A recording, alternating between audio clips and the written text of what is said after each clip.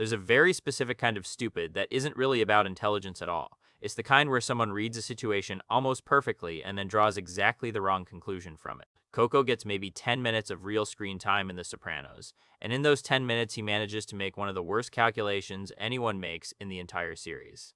He walks up to Meadow Soprano in a restaurant, touches her face, makes a comment about the cream on her mouth, and hands Tony a decision that barely even feels like a decision anymore. Yeah, you got a little cream on your mouth there, sweetie. Be happy to add to it. What? Hey, best to your dad, huh? A few hours later, Tony walks into Coco's own restaurant and beats him until his teeth are scattered across the floor. Some peppers and cheese. Gargonzola, all right? Forget. My fucking daughter! Motherfucker, my fucking daughter! The easy explanation is that Coco was drunk, arrogant, and stupid. All three of those are true. They still missed the most interesting part, which is that Coco had actually been paying attention that day. He'd noticed something real about Tony. His mistake wasn't that he was wrong, it's that he believed the weakness he'd found had spread through the entire man. Coco already holds Jersey in contempt long before any of this. Earlier in the season, he calls them fucking farmers, and that's not a passing joke. Fucking farmers, I don't know. That's the actual culture inside Phil's crew, and Coco absorbed every bit of it. To men like Coco, Tony's family was never a real family to begin with. It was something smaller, something New York tolerated rather than respected. The asbestos dispute between Tony and Phil has been dragging on for a while by this point, and Coco is actually in the room for the sit-down where it finally comes to a head. Tony sits down with Phil to renegotiate, offering percentages, trying to reach some kind of compromise. Phil, holding all the leverage, refuses to budge, and does it in front of everyone. Coco is right there in the background the whole time, smoking a cigar, laughing along while Tony gets treated like the smaller man in his own negotiation. Tony has to sit there and take it, because business gives him no other option in that moment. He can't flip the table. He can't answer every laugh with violence. He has to breathe, calculate, and keep talking. Coco watches that restraint and files it away as weakness. And here's the thing, he's not entirely wrong. Tony really is losing ground to Phil. Coco's just watched it happen with his own eyes. There's a pattern worth naming here too. Men standing close to real power tend to confuse the protection they get from it with power they actually possess themselves.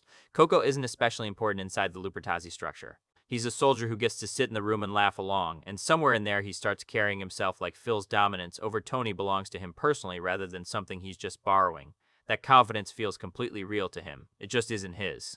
Tony can't hit Phil directly for the humiliation at that sit-down, so he does the next best thing available to him. He has Silvio pull Coco and Butchie off the payroll of a shared construction project. It's a pressure tactic aimed at Phil's crew, a way to make Phil's men feel the cost of saying no. That's what actually sets Coco off, not the meeting alone, his own paycheck disappearing on top of it. And there's something underneath that reaction worth sitting with. Tony doesn't pull that paycheck because Coco matters to him personally. Coco is just a pressure point, a line item, a way to make Phil's crew feel something. Coco can sense that, and it stings in a specific way that pure financial loss usually doesn't. Being used as leverage in someone else's war is its own kind of insult, layered right on top of watching Tony get humiliated hours earlier. Coco doesn't have the self-awareness to name any of that. He just feels the anger building. Coco and Butchie go to the job site, and when the foreman tells them what happened, they beat him half to death and take his wallet on the way out. Watch that scene, and you'll notice something important about Coco before he ever gets near Meadow. He doesn't process anger. He converts it immediately into violence against whoever happens to be standing closest to him, whether or not they had anything to do with the actual grievance. The foreman didn't pull his paycheck, he just delivered the news. There's a straight line running from that foreman to Meadow, and Coco never sees it because he's standing inside it the whole time. Both of them are people who had nothing to do with the actual source of his anger. Both of them absorb violence that really belongs to Tony.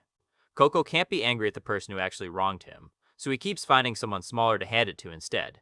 The foreman survives that. Coco doesn't.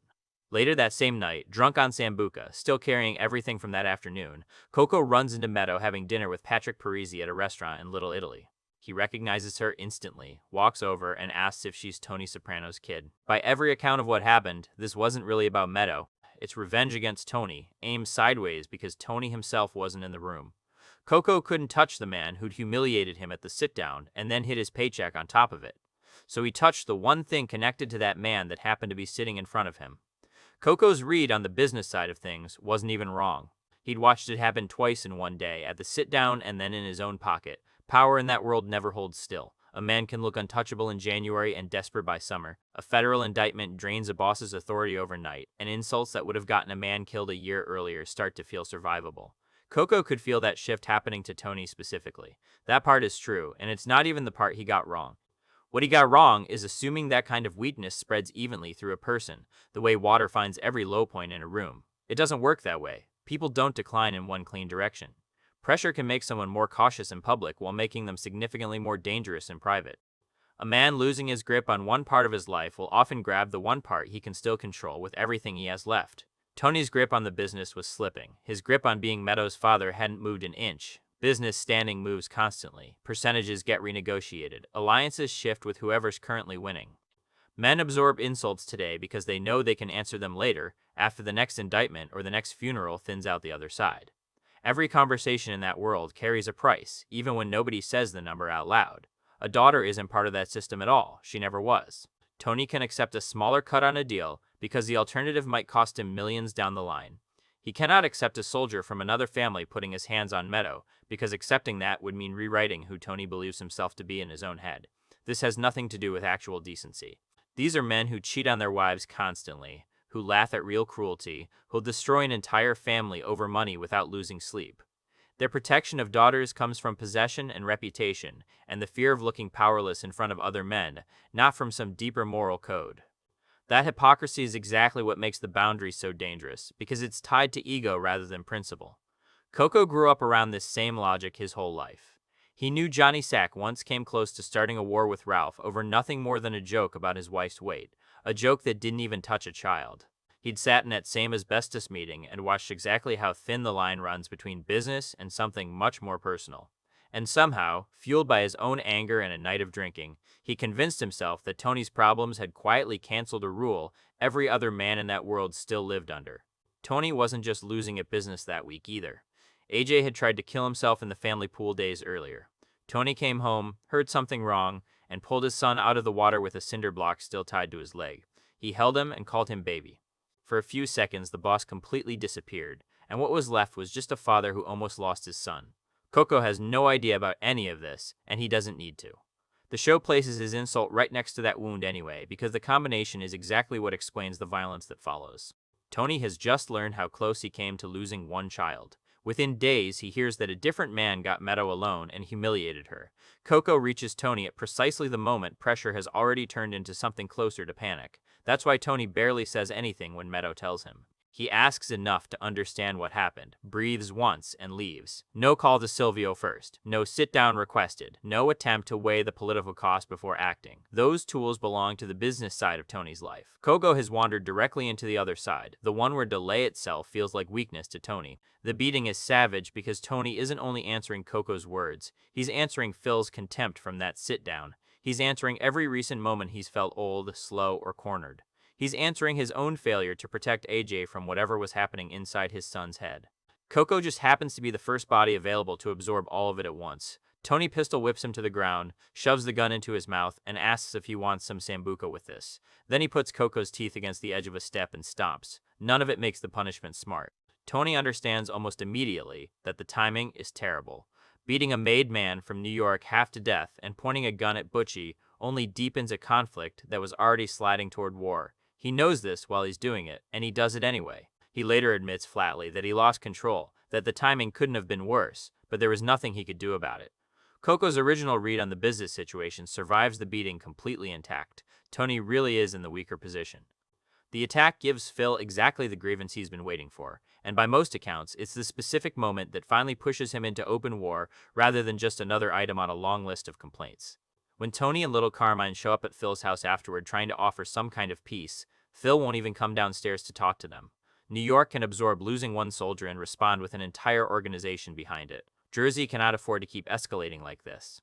Coco still ends the night with his teeth scattered across a restaurant floor. That contradiction is the whole scene, really. Tony's declining leverage gives him every practical reason to hold back. The insult gives him a personal reason that overrides all of it instantly. Coco assumed the practical reason would win, because that's how a low-level soldier thinks about risk. He watched Tony absorb one humiliation calmly at the sit-down and assumed that same calm would extend to anything. He never once considered that a man losing his grip everywhere else might become more dangerous, not less, the moment someone touches the one thing he's still holding on to. Watch Butchie during the actual beating. He starts to rise, and you can see the exact moment he understands the room has completely changed. Whatever protection Coco imagined he had is gone. Phil isn't there. The sit-down is over. Percentages don't apply here. Tony has a gun and a father's rage, and Coco is suddenly alone with the one man he thought he'd already figured out. Everyone in Coco's story ends up being used for something. The foreman is somewhere to put his rage. Meadow is a way to reach Tony without ever having to face him directly. Butchie is proof he's protected. Phil is a shield he's borrowing and never has to pay back, or so he thinks. Coco moves through that whole day treating every person around him as a tool for restoring the one thing that actually got hurt, which was never his safety.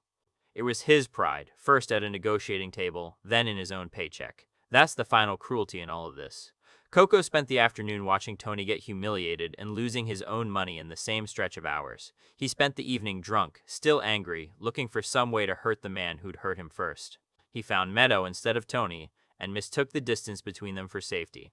Revenge through a daughter still arrives at the father's door. Tony just had to drive there. Coco went looking for the edges of Tony Soprano's decline. He found a father who would burn the whole thing down before he'd let that particular edge be tested. He read the price of a sit-down and the price of his own paycheck perfectly. He never once thought to ask what Tony's daughter was worth, because some things in that world were never supposed to have a price attached to them at all.